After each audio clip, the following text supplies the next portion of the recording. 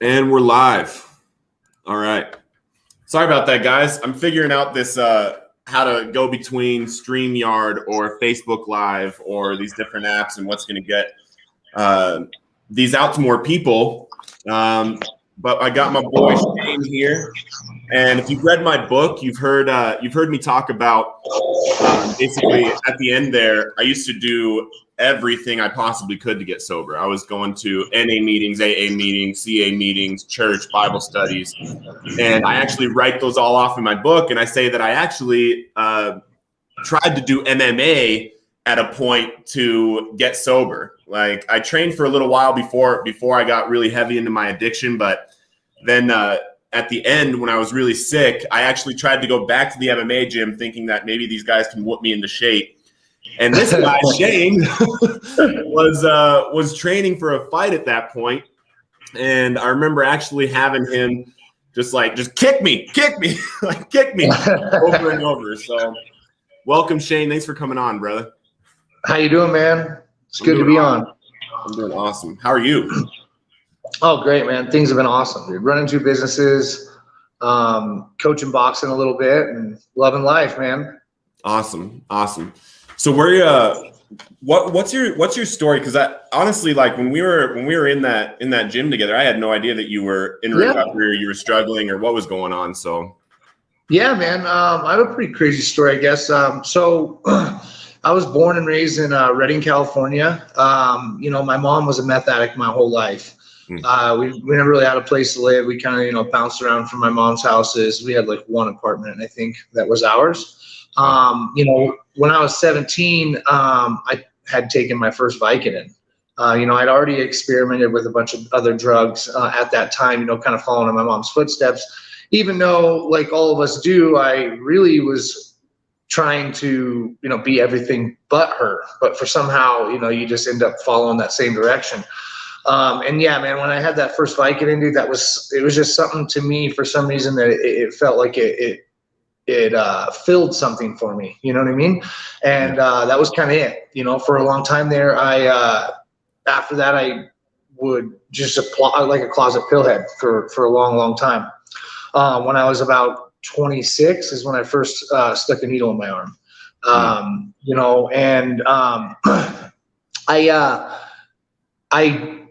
that was definitely the downhill point for there, but I was definitely what they call the trash can. They say what's your drug of choice? Well, for me, it was what do you got, and there towards the end, man, I was going to figure out how to shoot it up too.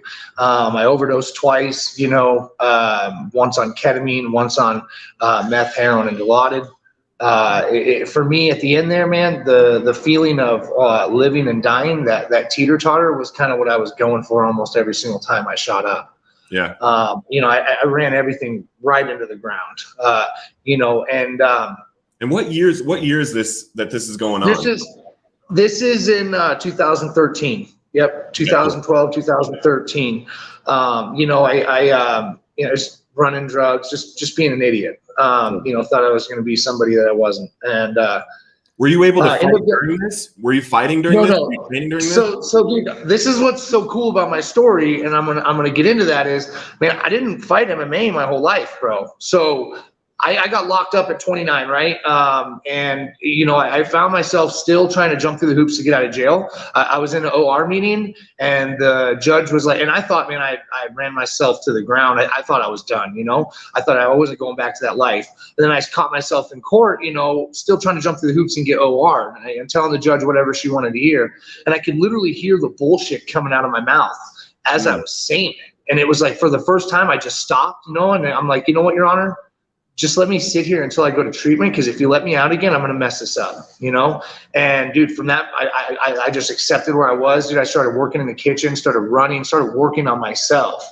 And then, I got out, was in pre-release. I was lifting heavy, and I went to the Metro. So, I wrestled through high school. I fought a little bit of, did like a little bit of boxing with my buddy's dad and jiu-jitsu with my buddy's dad. He had like a little octagon in his backyard, and they'd go out of town and we'd beat the piss out of each other. He taught us some stuff. But dude, besides that, man, like, no, didn't train MMA. It was mostly just life, the streets, training in life, you go through some uncomfortable situations being a drug addict, you know what I mean? Fighting in a cage, that's all it is, being outside your comfort zone. So crazy thing is though, I go to the Metro and I'm there watching the fights, and I see Grindhouse just mopping through people. And so, man, that was the first thing I did. I went and I went and talked to Will Grindhouse. I was like, hey, man, I just remembered what I wanted to do with my life. I remember being 18, 19 and just loving that, that pushing yourself kind of thing. And dude, what I did was, something clicked there. I learned how to turn my heroin addiction into a tool. I go speak at Rimrock here, and a lot of people. I try to do public speaking because what I try to get out there, and the message that I'm trying to send is that as drug addicts, we have an advantage. We have superpowers, really. Not only that, man. And I'll get into that later. But even with entrepreneurship, surviving in the ghetto, those survival skills, that's problem solving, man. 101. That's entrepreneurship, right? Right. So I start channeling this heroin addiction into an MMA addiction. I trained like I was addicted to it. If I wasn't training, I had that compulsive feeling that we get from not having drugs, and like I'm going backwards. Yeah. And not only that, but I could take some pain. I could take some shots. You know what I mean? I was good at that.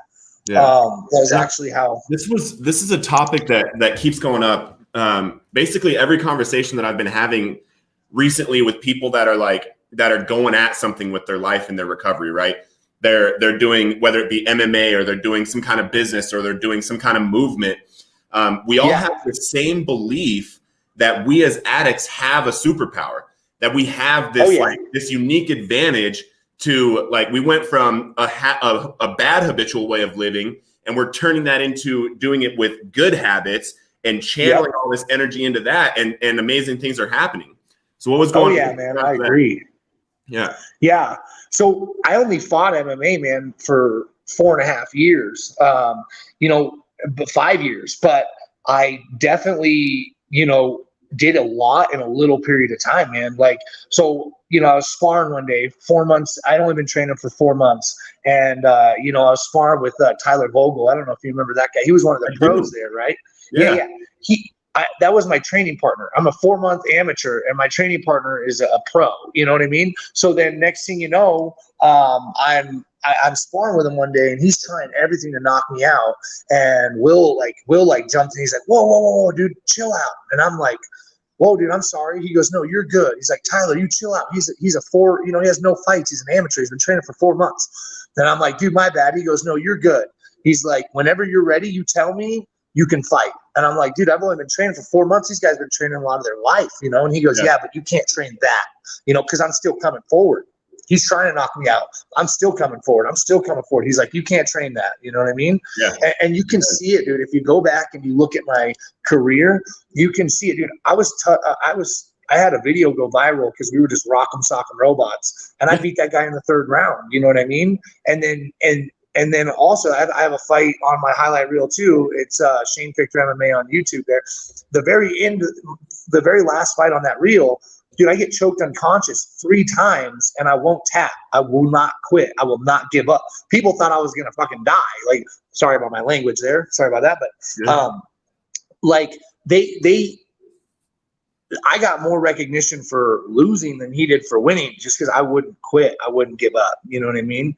And dude, that's that addictive mentality. That's that mindset right there. Amen. So I mean, 4.5, 5 years, I went to Thailand. I fought in a world tournament in Denver, Colorado. And I'll touch on why I had to retire. But I also trained over in Florida with Henry Hoof and at Hard Knocks 265 with all those guys. Almost made it to the UFC, and then kind of got cut short. Wow. Let me see. I don't have your volume for some reason. Let me get your volume up. There we go. Now it's better. Awesome. But yeah. Awesome. Yeah. And I mean, during this whole time, because you got clean 2013, 14 about? Is that what you're saying? Yeah. Yep. Well, no. So 2013, I got locked up. Yep. That is when I got clean. Yep. Because I got locked up. And then I got out 2015, You know, I started fighting about 2015, 2016. Yeah.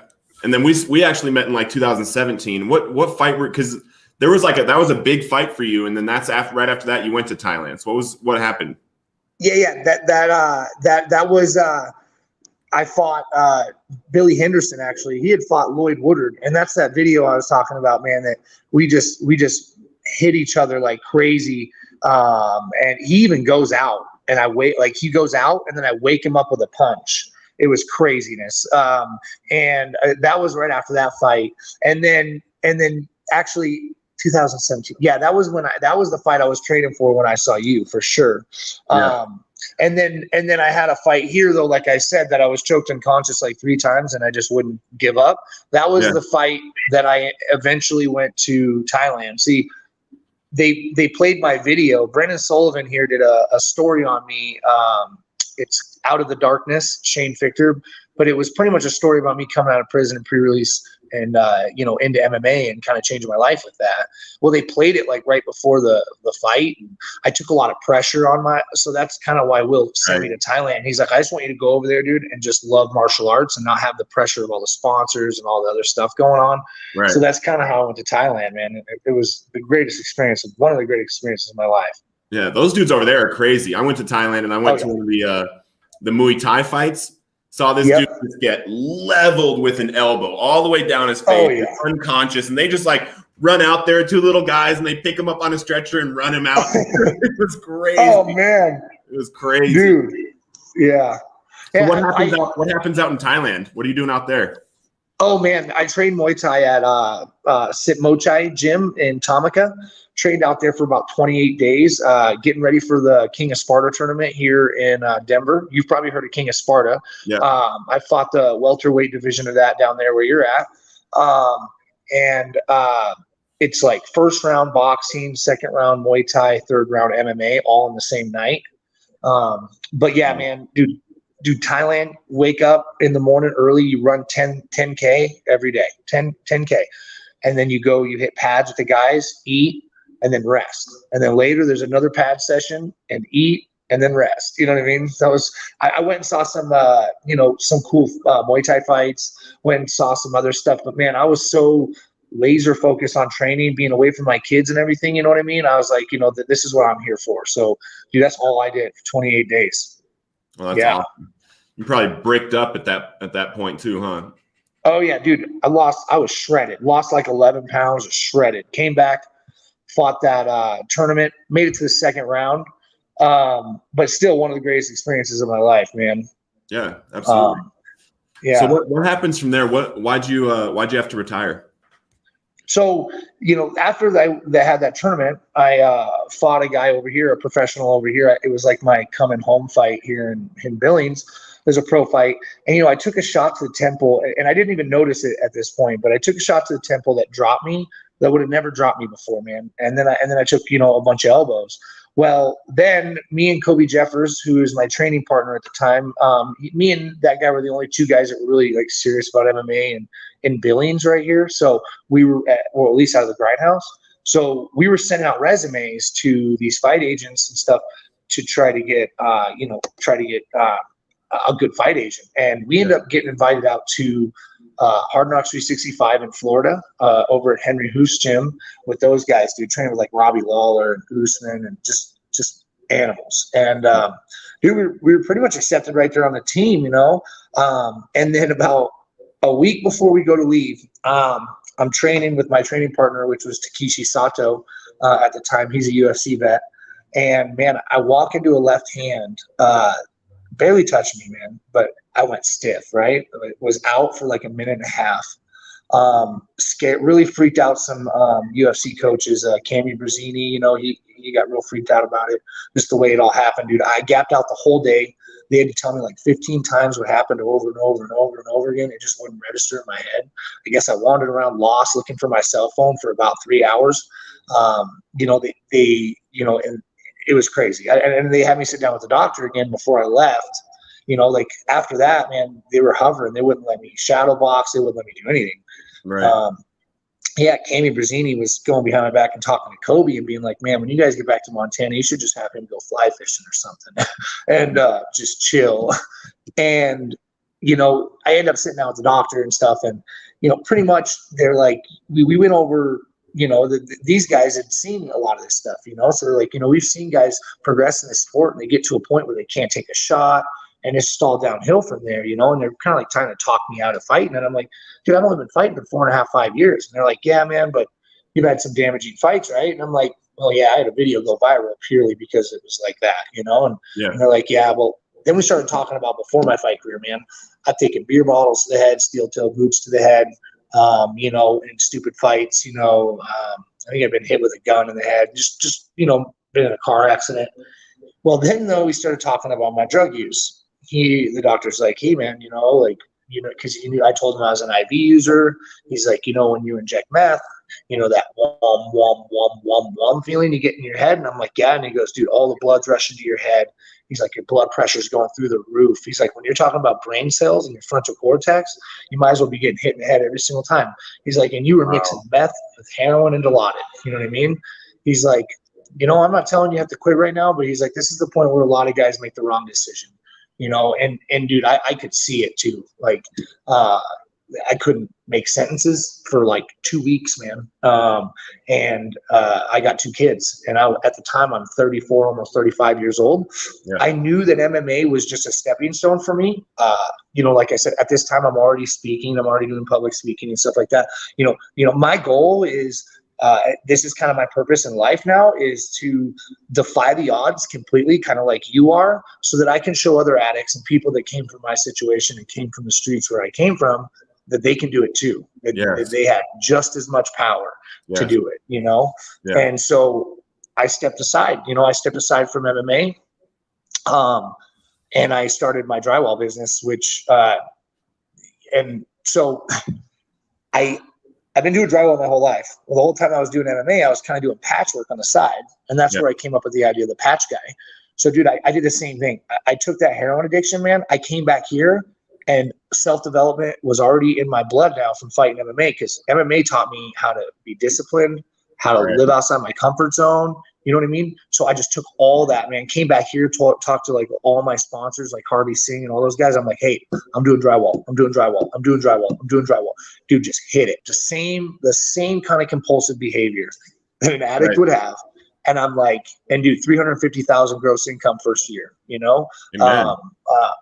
And now we got our second business going, and dude, self-development's my life now. And what better thing to be addicted to as an addict than self-development, because self-development is balance. Yes. Amen. And I love that you basically said that what your purpose is to show others and give others hope and recovery to defy all odds, right? Oh, yes. Like, and that's kind of what mine is to give hope and to stop future generations from going down the path. I see you. The thing is a goal like that, or a vision like that, or some kind of a dream like that that's not attached to a specific path is super powerful, because you can go from MMA to drywall to a restaurant to all these different things, and it's all still going towards this one dream, this one vision that you actually have in your heart, because it's like a core belief.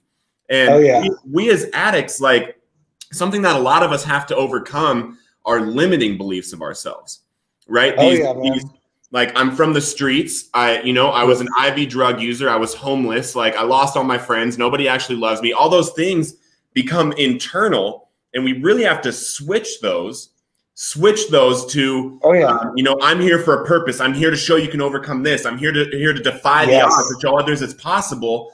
And by talking to ourselves, and by talking to ourselves in that way, like, the actions all come easily. They come easily from that core belief.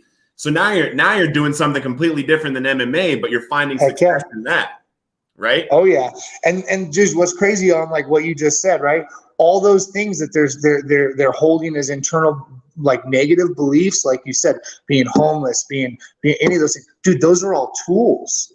There's people out there that need to hear what you went through to experience that. You know what I mean? Those are experiences that other people need to hear. Dude, those are superpowers right there, man. like I said, okay, when I was 4 years old, okay, my mom was a drug addict too my whole life. I was raised, you know, in Parkview in Redding, California, real ghetto area, right? Yeah. When I was 4 years old, my mom would take me to the store. And this is just an example. And she'd go, here, honey, take this $1 food stamp, you know, when there was still the ticket, still the piece of paper. She'll go in there and get yourself a lollipop and bring mommy out the quarters and the nickels and the dimes. She'd do that 5 times, you know what I mean? And then she was able to take the change of the quarters and nickels and go get herself a beer and a pack of cigarettes, which bad thing to buy, but problem solving. You know, these are the things that are ingrained in us when you come from the ghetto, how to survive. You know what I mean? Dude, those survival skills, dude, those are tools, man. They're all tools. They're all tools. If you can do it one way to survive, or you can do it any other way, you can do it with business. You can do it with life, right? One of the main things, and this is actually really powerful, I'd love for everybody to hear this, that is coming out of the struggle of being an addict. I know I just saw one girl post 10 months clean.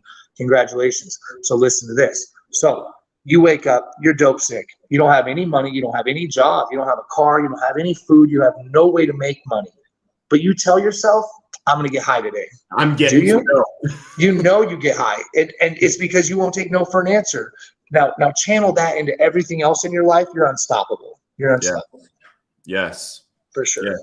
Right before we actually got on this, I was actually doing an exercise. I'm doing this this program with the Flow Research Collective called Zero to Dangerous. And basically it's like it's finding flow and hacks to create flow. And the number one psychological tool is a clear, definable goal, something that you are telling yourself you are doing today, you are completing today. And that is being driven by the why we were just talking about, right? Yep. But these clear, definable goals can actually push us into day-to-day life in a way that we can't. It's not possible to get up and get excited about a day that you don't know what you're doing. Exactly. Exactly. You can be excited to be alive, but like if you have this dream that you're going towards in the next year, 3 months, 1 month, 1 week, and then you know what you have to do today to do it, right? You're way more likely to get up and be excited about doing it, right? Dude, you just taught me something. I'm taking that. That's a nugget. That's a nugget for sure, man. Oh no, that's a nugget. That's going to help me with those stressful days for sure. Be like, all right, this is what I'm doing. This is why I'm doing it. Remember where you're going. Remember your goal and attack it. I love that. Yeah. And that's exactly what you were just talking about. Yeah. Yeah. So there's a way to define your big, hairy, audacious goal, right? Yours is like you want to give hope to and show others that it is that, you know, give them hope of defying all odds, right? Yes. So there is another little piece to add to that, right? Like defy all odds by doing X, right? By continually setting goals and accomplishing them. That could be what it is, right? And then that's up here as the why, right? And then every single thing that you're doing to that point, now you're going to set goals and accomplish them because that's literally what your purpose is. Your purpose is to show others that I defy all odds, right? And everything I do is towards that. Mine is specifically like I have to accomplish getting other people in recovery speaking in schools on like every single year. That's what my vision, everything that I'm doing now, whether it be, and now I'm looking at acquiring a construction business in the next week. Yeah, man. You know, and I like that has nothing to do with Recovered on Purpose. It has nothing to do with, you know, getting people into recovery, but it has everything. But it will, though. It will. Everything to do with it. Exactly. Oh, yes, it does. Exactly. Dude, I have a drywall business. Man. And, you know, all of my employees, they're great guys, great drywall, and they're all coming out of the trenches, man. They've turned their life around and they're driven. So, I mean, yeah, man, I even use my drywall business to help addicts. Amen. Heck yeah. And we're getting some comments. People are, you know, the hustle is real. Amy says that it's great advice. Anthony's telling us stay focused, stay sober. And that's the thing, like, that right there, stay focused, stay sober. Like when we have a purpose, when we have something that we're focused on, these, like a lot of dreams and goals and things like that, those are for everybody. You don't have to be in recovery to have a purpose in your mind, in your heart, and go towards it, right? But the thing is, for us in recovery, that can be a lifeline. At points when we are feeling sick or internal or selfish or whatever it is, we're feeling like maybe we want to go back out or any of that. If we have those clear, definable goals, those clear, definable whys, and obviously a relationship with our higher power, right? When we have those clear things that we're working on and focusing on in our recovery, if we're not just trying to stay clean, we have a way higher chance and stats of getting and staying clean. And especially because the farther you get into it, then you start putting other people that are counting on you. You know, then you don't want to let other people down. You know what I mean? And that's huge, man. That's totally huge. Yes, amen. Iris says, yes, hire recovered addicts with huge gaps in work history. She wants a job. They do. They do. Yeah. Right. For sure. Yeah. And I'm in the drywall business, so there's just a pool of them. You know, for some reason, drywallers, you know, we're all real scumbags. I'm just joking. Right. And I think that there's something to, like, I was talking to this with someone a few days ago. I personally believe that everything to do with the addiction justice system needs to be completely 100% reformed. 100%. Oh yeah, man. Like, yes, it does. We need to hub addicts, not lock them up, man. Exactly. Every penny that we spend on locking addicts up needs to be switched into societal reintegration and compassionate rehabilitation. And treatment. Yeah. Heck yeah, dude. Oh yeah. You're not even just treatment. Like that. I mean, not even soldiers. You know what I mean? Like, and I don't mean like in an army sense, but you know what I mean? Like, dude, you could be using these people, like I said, that have superpowers for better use. You know what I mean? Like, Jesus. Jeez, it's crazy. It's crazy, the potential. So Crystal starts her first paycheck job tomorrow after 16 years. Oh, congratulations. Amen. Congratulations. Amen. What are you doing? Yeah, Crystal, what kind of job did you get? And the thing is like with these with us going at this, man, and even like Crystal getting a job and telling people this, like that's huge. That's other people going after this too. It is. I had a friend, and those kinds of small accomplishments, dude, are just going to create more momentum for sure. Momentum. Yes. Yeah, man. I had my buddy come out here. He'd been calling me, man, for a long time. He had been drinking since we were kids, dude. This guy, my buddy Tyler, dude, he'd love that I was telling a story on here because he's a great guy. He would drink like a half gallon a day, man. And when I was a kid, he would like put a whole fifth down like as a party trick. And when he had started calling me about a year ago and was like, man, just real depressed, wasted. A lot of times, dude, with a loaded gun, dude, it was just real bad. Yeah. And I was like, hey, man, move out here just for a little bit, and come work with me. Come do my morning routine with me. You know what I mean? Let's get you in like a bed and like get you weaned down and we did, dude. We got him up here. I got him like kind of weaned down off of everything. And then I started taking him to the gym with me, doing my morning routine with him, which I think is really huge for addicts is that morning routine for sure. Yeah. Get your journaling, meditating, praying, whatever you're doing in the morning, dude. You'll learn a lot about yourself in the early mornings of the day. That's for sure. Yeah. And I started taking him out though, and I would tell his story to everybody we met. I didn't care if it pissed him off, right? Because every time I told him his story to other people, I could see the confidence growing in him. And then eventually, he's meeting new people and he's telling his story. And then every time he tells his story, he gets more and more and more and more confident, man. He's back in Crescent City now with his family, dude. He came up here for like 3 months, dude. Started doing my morning routine with me.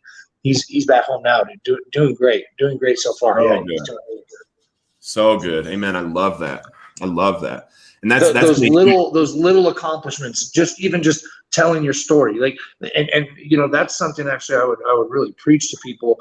Even if it's not a great story yet, be like, dude, this is what I'm doing, and this is why I'm doing it. I'm done with this, and just keep saying that to people. You'll get more and more confident every single time you say it. Yes, and more things are going to happen. As you tell your story, more and more things are going to happen as you tell your story to add to your story about what your story is. For sure. And a lot of people don't realize where recovery even started. Recovery didn't start with the 12 steps. It didn't start with someone telling someone they needed treatment. They were telling addicts and alcoholics and people addicted for eons, centuries, decades that they needed treatment, that you need to get locked up, that you need an asylum, you need all this stuff. What it took to finally have a movement where addicts and alcoholics were actually getting clean and sober was Bill W. telling his story to Dr. Bob.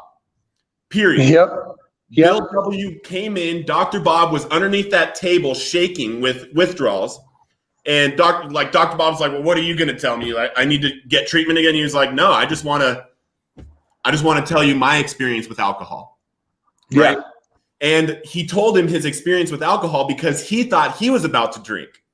So he went and told his story. So not only did it make it so Bill W. didn't go drink again, but it started Dr. Bob on the, oh my gosh, there's hope for me.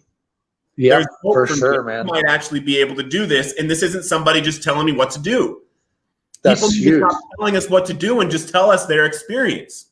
Yep, for sure, right? For sure. Which is why it's very important to have a counselor or somebody that's been there, right? You know what I mean? Like somebody that's came out of the trenches. Yes.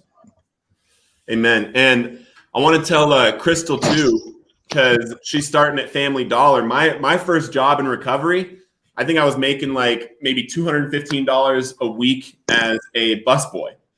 Oh man, yeah.